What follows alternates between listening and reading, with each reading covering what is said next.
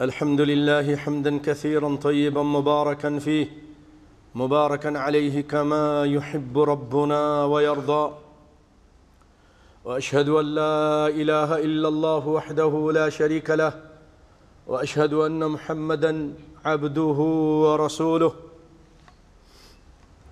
أما بعد، بھائیو، دین اسلام میں نماز کی بڑی اہمیت ہے۔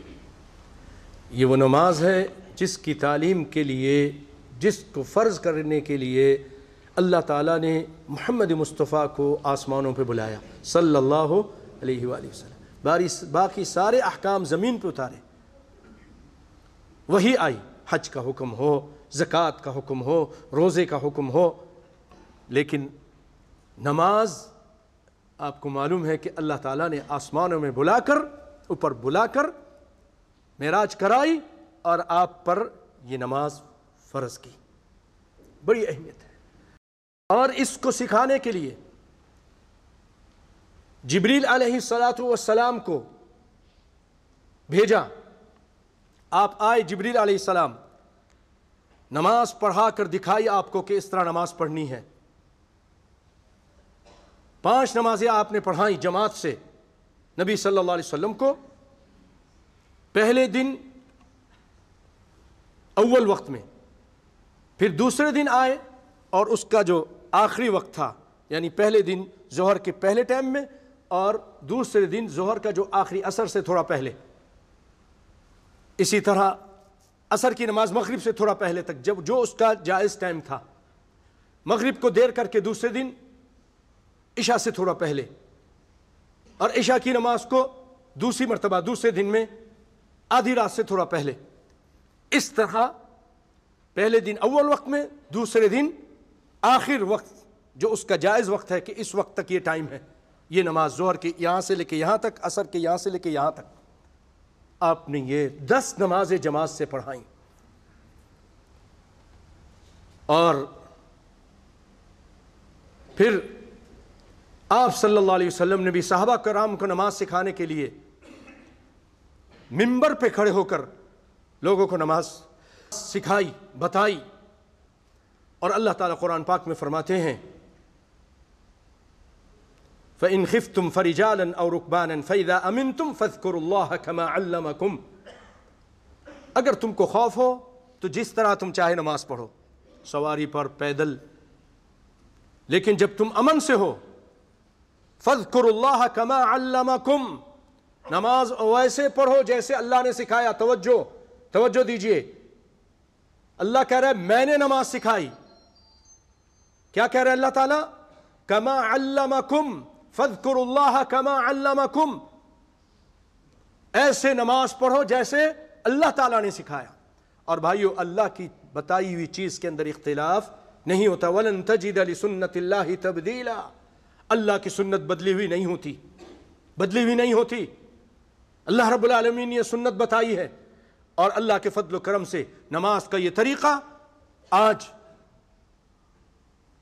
حدیث کے اندر، قرآن کے اندر احکام، اور اس کی بہت سارے احکام اور اس کا طریقہ احادیث کے اندر، صحیح احادیث کے اندر محفوظ ہے۔ اور انشاءاللہ میری کوشش ہوگی کہ صحیح احادیث کی روشنی میں اس کو آپ کے سامنے بیان کروں انشاءاللہ العزیز۔ اللہ تعالیٰ سے دعا ہے کہ اللہ تعالیٰ مجھے حق بیان کرنے، ہم سب کو حق سن کر عمل کرنے کی توفیق عطا فرمائے، آمین۔ پیارے بھائیو، آپ صلی اللہ علیہ وسلم جب نماز کا ارادہ کرتے تو پہلے اچھی طرح وضو کرتے، جیسے کہ آپ نے سنا، اور پھر اس کے بعد قبلہ رخ ہو کر کھڑے ہوتے، اور اذا کبر للصلاة نشر اصابعہ، ترمذی کی روایت ہے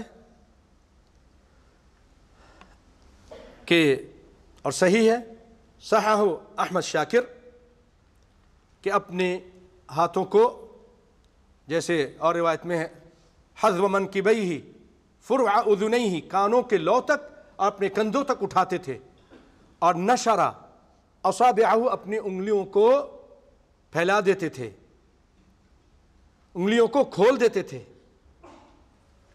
اس طرح کر کے نہیں، ایسے، اور تھوڑا فاصلہ رکھتے تھے، جیسے دوسری حدیث میں آیا ہے وَكَانَ یرفعہما ممدودۃ الاصابع، آپ اپنے ہاتھوں کو اٹھاتے تھے، انگلیاں کھلی ہوتی، لمبی ہوتی، لا یفرج بینہما ولا یضمہما، نہ ہی ان کو بالکل بند کرتے تھے، نہ بہت زیادہ کھولتے تھے، درمیانہ۔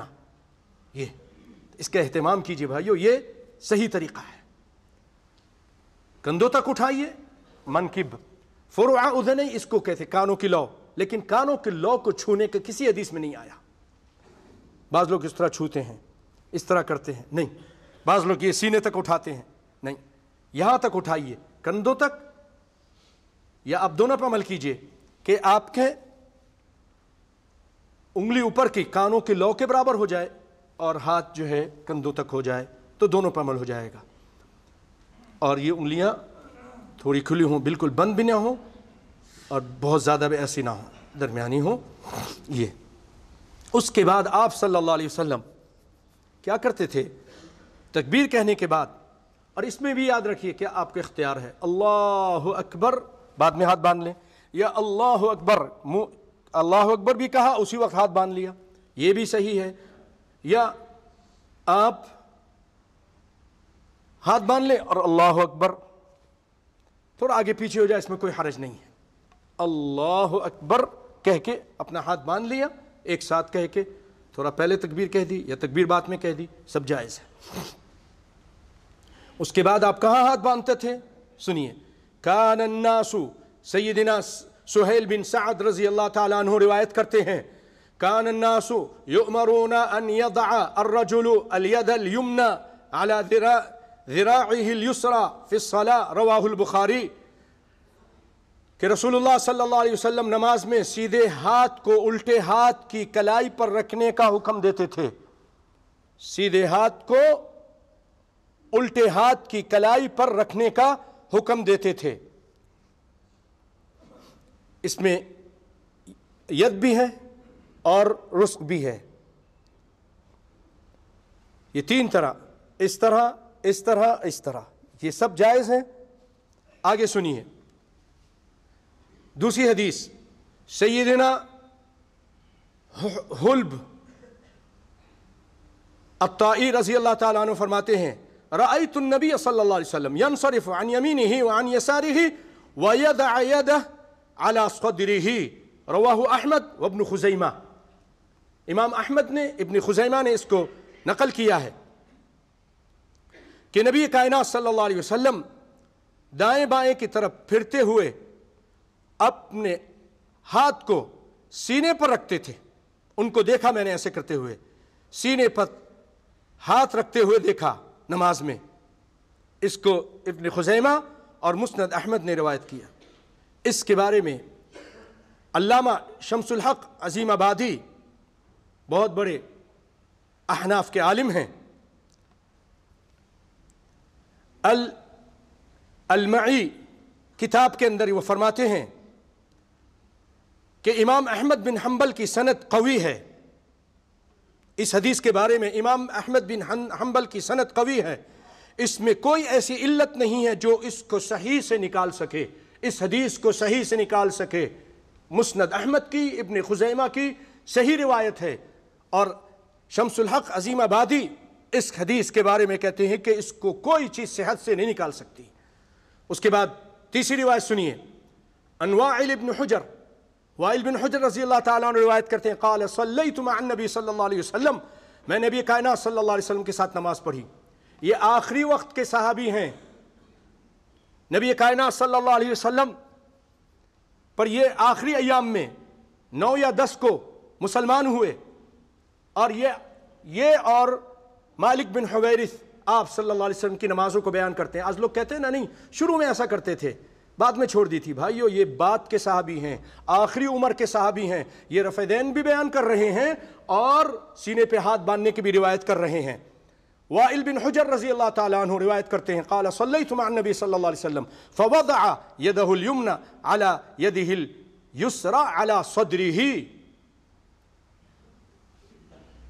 کہتے ہیں کہ میں نے نبی کریم صلی اللہ علیہ وسلم ان کے ساتھ نماز پڑھی، آپ نے اپنا دایاں ہاتھ اپنے بائیں ہاتھ پر رکھ کر سینے پر باندھ لیے، سینے پر باندھ لیے۔ علامہ ابن نجیم اور ابن امیر الحجاج فرماتے ہیں، یہ احناف کے بڑے علماء میں سے ہیں، وہ کہتے ہیں بے شک سنت یعنی حدیث سے دائیں ہاتھ کو بائیں ہاتھ میں رکھنا تو ثابت ہے، مگر کوئی ایسی حدیث ثابت نہیں کہ وہ بدن میں اس جگہ کا تعین کرے جہاں ہاتھ رکھنا ہو، کوئی حدیث ہمیں نہیں ملتی۔ وہ کہتے ہیں سیدھا ہاتھ الٹے ہاتھ پہ رکھنا تو ثابت ہے، لیکن کون سی حدیث ہے کہ جو بتائے کہ کدھر رکھتے تھے، سینے پہ رکھتے تھے، ناف پہ رکھتے تھے، ناف کے نیچے رکھتے تھے، کہاں رکھتے تھے، اس کا تعین کیسے ہوگا؟ تو وہ کہتے ہیں کہ مگر وائل کی مذکورہ حدیث اس میں سینے کا ذکر ہے، سینے پہ ہاتھ باندھنے کا ذکر ہے۔ بحر الرائق صفحہ نمبر 305۔ علامہ ابن نجیم ابن ابین الحجاج الحنفی یہ اقرار کر رہے ہیں کہ ناف کے نیچے ہاتھ رکھنے کا ثبوت نہیں بلکہ سینے پہ ہاتھ رکھنے کا وائل بن حجر کی حدیث سے ثبوت ملتا ہے۔ ایک اور حدیث سنیے، چوتھی حدیث سنا رہا ہوں۔ عن طاؤوس رحمہ اللہ قال كان رسول اللہ صلی اللہ علیہ وسلم يضع يده اليمنى على يده اليسرى ثم يشد بينهما على صدره وهو في الصلاة۔ امام طاؤوس رحمۃ اللہ علیہ کہتے ہیں کہ رسول اللہ صلی اللہ علیہ وسلم نماز میں دایاں ہاتھ بائیں ہاتھ کے اوپر مضبوطی سے سینے پر رکھتے تھے۔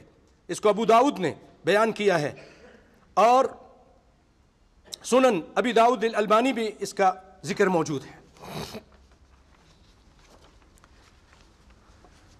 مولانا صفی الرحمن مبارک پوری جنہوں نے عظیم کتاب لکھی رحیق المختوم سیرت النبی پہ، اور پوری دنیا میں وہ کتاب فرسٹ آئی، پوری دنیا کے مقابلے میں رابطہ عالم اسلام نے مقابلہ کرایا تھا۔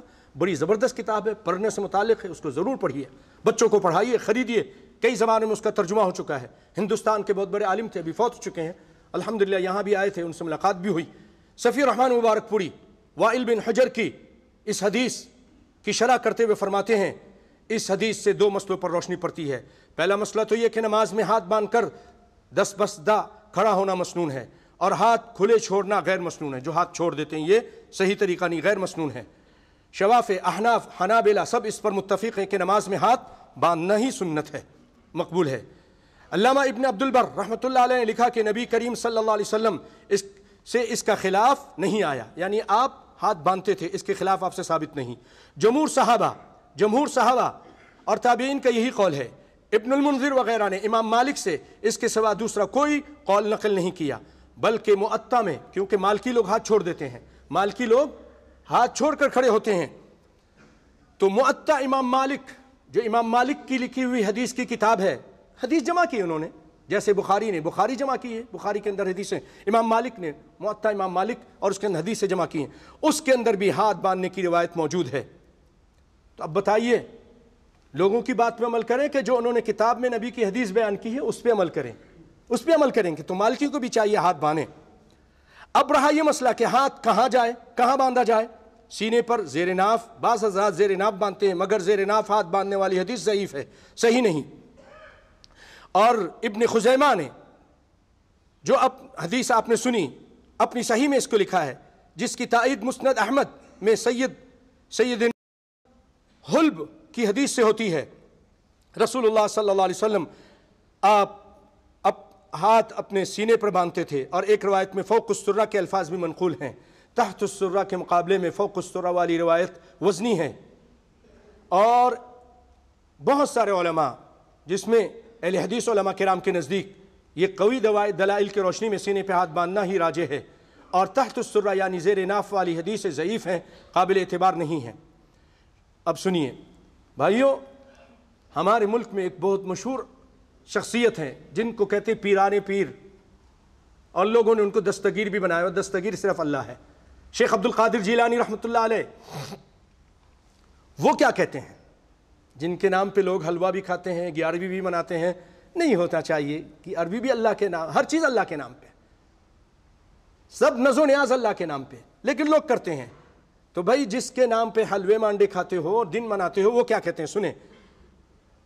فتح الغفور میں وہ کہتے ہیں وضع الیمین علی الشمال فوق السرہ، دائیں ہاتھ کا بائیں ہاتھ ناف سے اوپر باندھنا سنت ہے، ناف سے نیچے نہیں۔ یہ کون کہہ رہا ہے؟ شیخ عبد القادر جیلانی، پیران پیر، اللہ اکبر. وہ کہہ رہے ہیں علامہ محمد حیات سندھی حنفی رحمۃ اللہ علیہ، وہ کیا نصیحت کر کے جاتے ہیں؟ وہ کہتے ہیں بے شک حنفی عالم ہیں لیکن بہت بڑے عالم تھے، سندھ کے رہنے والے علامہ محمد حیات سندھی، بے شک نماز میں سینے پہ ہاتھ رکھنے کے لیے ایک مضبوط بنیاد اور ایک بڑی دلیل ہے، لہٰذا اہل ایمان کے لیے مناسب نہیں کہ وہ اس سنت سے انکار کریں. اس چیز سے مسلمان کیسے انکار کر سکتا ہے جو رسول اللہ صلی اللہ علیہ وسلم سے ثابت ہے، جنہوں نے فرمایا کہ تم میں سے کوئی شخص مومن نہیں ہو سکتا جب تک اس کی خواہشات اس دین کے تابع نہ ہو جو میں لے کر آیا ہوں، بلکہ مسلمان کو چاہیے کہ اس سنت پر عمل کرے. فتح الغفور صفحہ نمبر 8، مطبوعہ حیدرآباد، مطبوعہ کراچی، صفحہ نمبر 30. تو بھائیو اس سے پتہ چل رہا ہے. آخر میں آپ کے سامنے یہ تقریباً کوئی 20-30 سال پہلے کے ایک بہت بڑے عالم گزرے اور اخوان المسلمین کے نام سے آپ کو معلوم ہے سید قطب، تو انہی کے ماتحت ایک بہت بڑے عالم تھے سید سابق مصر کے، یعنی آپ سمجھے کہ جماعت اسلامی کے بہت بڑے عالم. انہوں نے کتاب لکھی، زبردست کتاب، فقہ السنہ کے نام سے کتاب لکھی. علامہ ناصر الدین البانی رحمۃ اللہ علیہ نے اس کتاب کی اہمیت کی وجہ سے اس پہ کچھ تعلیقیں چڑھائیں اور اس میں کچھ تصحیح فرمائی، کچھ بیان فرمایا. یعنی اتنی عظیم کتاب تھی اور آج مشہور کتاب ہے وہ فقہ السنہ. وہ کیا کہتے ہیں؟ بھائی ہم کہتے ہیں ہمارا نہیں بنتا، نہ بن، اپنا تو بن. میری بات نہیں مانیں گے، آپ کہیں گے یہ بات کر رہا ہے. یہ اتنے بڑے عالم ہیں سید سابق رحمۃ اللہ علیہ، جماعت اسلامی سے ان کا تعلق ہے. وہ اپنی کتاب میں موضع وضع الیدین کہ دونوں ہاتھ کہاں باندھنا چاہیے اس سے متعلق ایک بات کرتے ہیں. کمال بن حمام احناف کے بہت بڑے عالم ہیں جن کو تاج الاحناف کہتے ہیں، حنفی علماء کے تاج ہیں. ان کی روایت نقل کرتے ہوئے کہتے ہیں، سید سابق اپنی کتاب میں ان سے روایت نقل کرتے ہیں. کون؟ بڑے حنفی عالم، بہت بڑے حنفی عالم، الکمال ابن الحمام، ابن حمام کے نام سے مشہور ہیں. کہتے لم يثبت حدیث صحیح بوجوب العمل فی کون الوضع تحت الصدر وفی کونہ تحت السرہ. کوئی حدیث ثابت نہیں ہوئی. کمال بن حمام کہتے ہیں، حنفی عالم کہتے ہیں، بہت بڑے عالم، اور سید سابق اس کو بیان کرتے ہیں سب سے پہلے ہاتھ باندھنے کے باب میں کہ کوئی حدیث جو سینے سے نیچے اور ناف سے نیچے باندھنے کی کوئی حدیث ثابت نہیں ہے.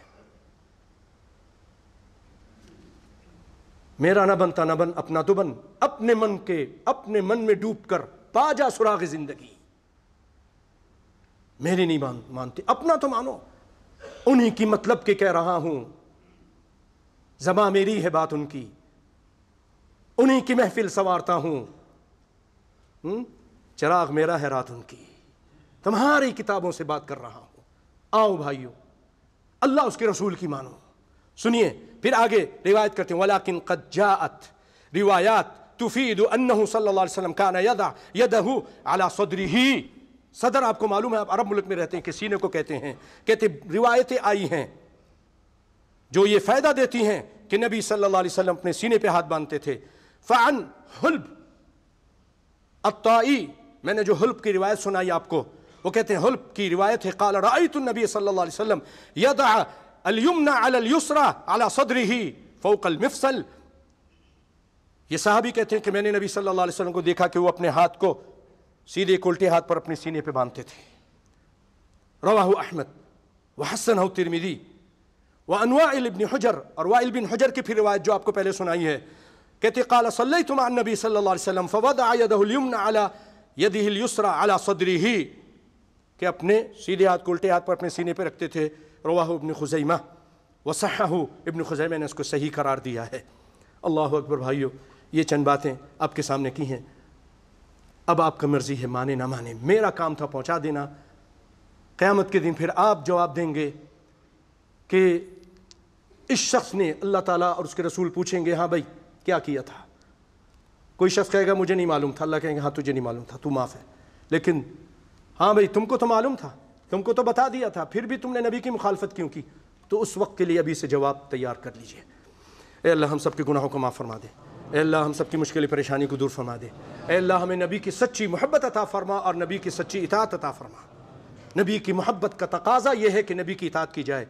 شاعر نے کہا لو ان حبک صادقا لاطعتہ ان المحب لمن يحب مطیع۔ اگر تیری نبی سے سچی محبت ہے، لو ان حبک صادقا لاطعتہ، اگر تیری محبت سچی ہو تو نبی کی اطاعت کرے۔ کیوں؟ ان المحب لمن يحب مطیع، جو جس سے محبت کرتا ہے اس کی فرما برداری کرتا ہے۔ محبت کا دعویٰ تو کرتے ہیں لیکن نبی کی اطاعت نہ کریں تو یہ کون سی محبت ہے؟ قیامت کے دن نبی کہیں گے نہیں، اگر تو مجھ سے سچی محبت کرتا ہوتا تو تو میرے طریقے پہ چلتا، میری بات سن کر آمنا وصدقنا نہ کہہ دیتا۔ قرآن جیسے کہا ہے انما کان قول المؤمنین اذا دعوا الى اللہ ورسولہ لیحکم بینہم ان یقولوا سمعنا واطعنا واولئک هم المفلحون۔ مومن کی شان یہ ہے جب اللہ اس کے رسول کی بات سنتا وہ کہتا ہم نے سنا، ہم نے اطاعت کی۔ بھائیو بنی اسرائیل کی طرح نہیں جنہوں نے کہا تھا سمعنا وعصینا، ہم نے سنا ہم نافرمانی کریں گے، ہم ایسا نہیں بنیں گے۔ ہم کیا کہیں گے؟ سمعنا واطعنا کہیں، سمعنا واطعنا، انشاءاللہ ہم سمعنا واطعنا کہیں گے۔ اللہ کی بات سنے، رسول کی بات سنے، ہم فوراً اطاعت کریں گے۔ مصور کھینچ وہ نقشہ جس میں صفائی ہو، ادھر حکم محمد ہو ادھر گردن جھکائی ہو۔ اللهم اعز الاسلام والمسلمين واذل الشرك والمشركين، اللهم دمر اعداء الدين واجعل هذا البلد امنا مطمئنا سخاء رخاء وسائر بلاد المسلمين، اللهم فرج هم المهمومين ونفس كرب المكروبين واقض الدين عن المدينين واشف مرضانا ومرضى المسلمين. ربنا آتنا في الدنيا حسنة وفي الآخرة حسنة وقنا عذاب النار. ربنا ظلمنا أنفسنا وإن لم تغفر لنا وترحمنا لنكونن من الخاسرين. ربنا هب لنا من أزواجنا وذرياتنا قرة أعين وجعلنا للمتقين إماما. اللهم إنا نسألك الجنة وما قرب إليها من قول أو عمل ونعوذ بك من النار وما قرب إليها من قول أو عمل. اللهم فرج هم المهمومين ونفس كرب المكروبين واقض الدين عن المدينين واشف مرضانا ومرضى المسلمين. اللهم اغفر لجميع موتى المسلمين، اللهم اغفر لهم وارحمهم وأعيذهم من عذاب القبر وعذاب النار. عباد الله إن الله يأمر بالعدل والإحسان وإيتاء ذي القربى وينهى عن الفحشاء والمنكر والبغي يعظكم لعلكم تذكرون. اذكروا الله يذكركم ولذكر الله أكبر وقوموا إلى الصلاة.